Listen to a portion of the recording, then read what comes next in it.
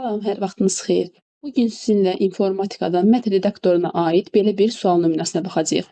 Deməli, şərtdə deyilir, mətn redaktorunda yığılmış info TH 2024 mətnində kursor H simvolundan sonra yerləşir. Deməli, kursorumuz yerləşir, baxın bu hissədə. Kursorumuz yerləşdi bu hissədə. Deyir, H simvolundan sonra yerləşir. Kursoru iki mövqeyə sola keçirdirik. Sol tərəfə, yəni bu tərəfə. Deməli, 2 mövqe, 1, 2. Kursor gəlib düşür bu hissəyə. Daha sonra deyir, 4 dəfə backspace klavişini sıxın. Backspace də biz bilirik ki, sola doğru silir. Info sözü gedir, 4 simvol getdi. Qaldı TH 2024. Daha sonra deyir ki, sonra 2 mövqe sağa keçirdin.